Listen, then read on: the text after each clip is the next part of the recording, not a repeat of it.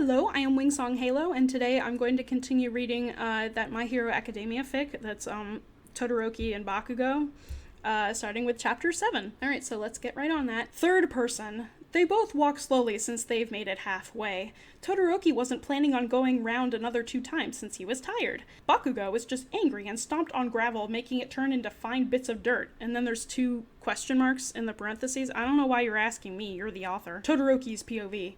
Bakugo seemed out of it. Yes, we were walking around the school property, but it seemed like if you were to touch him, he would snap and start screaming. I mean, that's kind of him all the time, though. I decided to leave him alone, since that would be better for both of our sakes.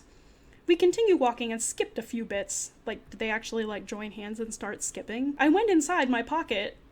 How did you do that? What kind of quirk is that? To look for my phone, but to my surprise it wasn't there. Guess I'll have to ask him then. Do you have your phone on you? I asked. He ignored me or, didn't notice me. He was deep in thought, and I just let him be. Bakugo stopped. I turned around after a few seconds of walking in front of him. We should blast through the window to get inside. He looks up at me with his usual half-annoyed expression. No, I replied back. Well, what do you... He snarled/shouted. Quiet. He huffs. What do you think we should do then? Knock on the door? It was pretty obvious that Mina would probably still be awake since she was the one who told us to do this, and the other people as well should be awake, hopefully. We carry on walking until we are at the dorm house. I knock on the door 3 times with a firm and loud knock. There was no reply. Ugh, let me knock. Bakugo pushes me out of the way and stepped in front of the door. I love the random changes in tense. Instead of knocking, he kicked the door 4 or 5 times. That's not how you do it, Bakugo. Before slamming his body weight on the door. Don't tell me everyone's gone to sleep and left us here, I sigh. I'm killing Pikachu, Naked Girl, Raccoon Eyes, and the other extras that were there, he scowls, punching the door a few times. Let's just blast through the window. He smirks and starts walking over to one. He lets out a small explosion before punching the window with one big one. One big what? Little does he know that the building is made out of a material that can't be broke unless the person who built it uses their own quirk on it. I guess that would work, but, it doesn't specify what kind of quirk, so I'd think that would be, lead to a lot of accidental wreckage. I explain it to him, and he stopped kicking the building and sighing. Looks like we have to sleep outside, I say, and make my way to the back of the building as he follows me. The next chapter will be kind of lemon and fluff, probably, because when I write smut, I start laughing. Then don't write it! It's currently morning, so I'll get maybe another one out today, but not guaranteed. Oh boy, time for lemon. I hope y'all are ready. Chapter 8. Bakugo's POV. I follow Icy Hot to the back of the building. I'm really pissed though. Fucking Raccoon Eyes first made me do Pocky with him, which I didn't mind that much, but then we had to go outside and go around the school. We're locked outside thanks to Irrelevant Alien? Irrelevant. It says irrelevant. Wow, that's a pretty sick burn. Third POV. Todoroki stops and leaned. Wow, that's a really quick change in tense. Against the wall, slowly dropping to the ground and sat on the floor. Bakugo did the same, except he just threw himself on the ground and sighed. This is just fucking great, isn't it? Bakugo said sarcastically. Yeah, you didn't really need to tell me that it was sarcastic. Just stop complaining and sleep. Todoroki yawned as he took off his jacket and covered him with it. Meanwhile, Bakugo only had a black t-shirt on and black sweatpants. It's cold, he whined as he laid on the floor rolling around. Go to sleep. This is probably my only chance to actually get anywhere with him. I need to do something, but what?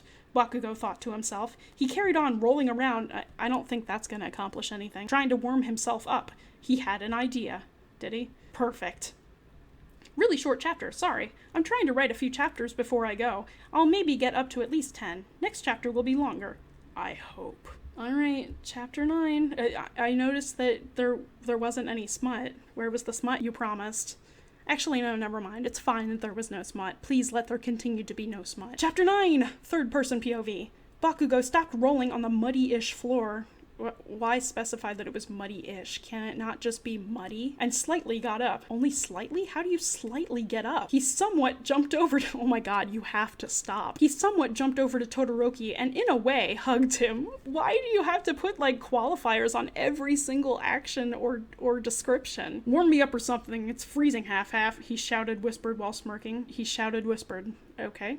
I guess it's like a stage whisper. Todoroki flinches at the sudden action and his face— the sudden action? And his face started to heat up. What? He said in a panic. I said warm me up, goddammit, it's freezing, don't you understand? Todoroki covered his face with his jacket. No, go to sleep. Bakugo got Todoroki's jacket and wore it himself. Fine, I'll take this then. He smirked while backing away from Todoroki. Todoroki gave up and turned around. He attempted to fall asleep.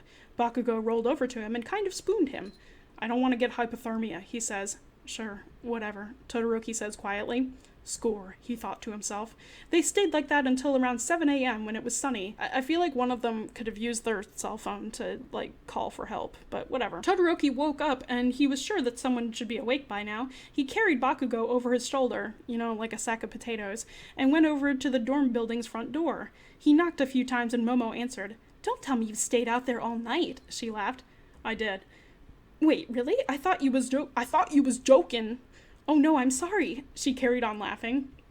Todoroki walked past her and went to go get his dorm cards. He didn't know where Bakugo's were, so he just carried him over to the changing rooms. I guess he must be a pretty easy load to carry. He yawned and grabbed his stuff, then went over to the lifts. There was no way he was carrying Bakugo all the way up the stairs. The lift doors opened, and in the lift was Midoriya, Lida, and Uraraka. Deku's POV.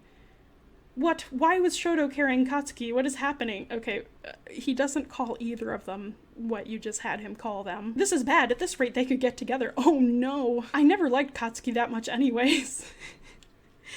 Oh my god. But Todoroki is a different story. I like him a lot. I walk past him with Lida and Uraraka trying not to mumble. I don't think it's something that he has to try to control unless he's analyzing something. I think I need to hurry up and start my plan sooner later. Sooner than 10? Or later than 10. Anyway. Back to third person. Sorry for point of view changes. You're just now apologizing for it? Todoroki stepped into the lift and pressed 3. Ding. The doors open and he gets out his card to open his dorm room. Beep. He puts Bakugo on the sofa as he goes ahead and walks to his bathroom. Time skip. Bakugo's POV. I wake up expecting to be outside with Todoroki, but I'm in a room. I'm laid on a gray sofa. I think I've been kidnapped. I mean, it's pretty obvious where you are, bud. I stood up and inspected the room. It can't be a dorm room. It's way too fancy. It's got a TV and a microwave and other stuff. Suddenly, I heard the shower turn on. I think of a plan where I grab something and hit whoever kidnapped me. I look around the room and find another door. I place my hand on the handle and open it. Inside, there were clothes, a lot of clothes. I go inside and try find something.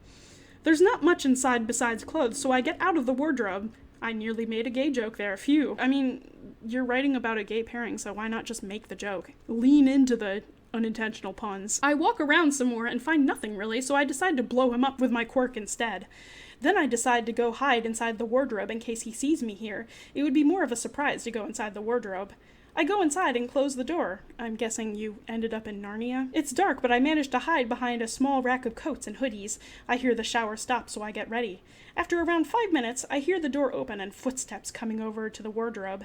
The white and bright lights turn on, almost blinding me. Bakugo, what are you doing in here? Shit, it's Half-Half's room. I stand up quickly and explained how I thought I got kidnapped. In embarrassment, I get up and go sit on the sofa. And then there's a really long period of just empty space. Thanks for reading. Sorry for the short chapter again, and I'm also bad at writing fluff. I think the best I can't really do is comedy and horror. The best I can't really do. Okay. Suggest anything you want to be in the story. I'll write smut, but I prefer not to, as when I do, I keep laughing. Then, I think that's just an indication that you're not mature enough to handle that content, but whatever. You do you. Anyway, that was chapters 7 through 9 of this Todobaku fic. I hope you enjoyed listening, and see you next time. Bye!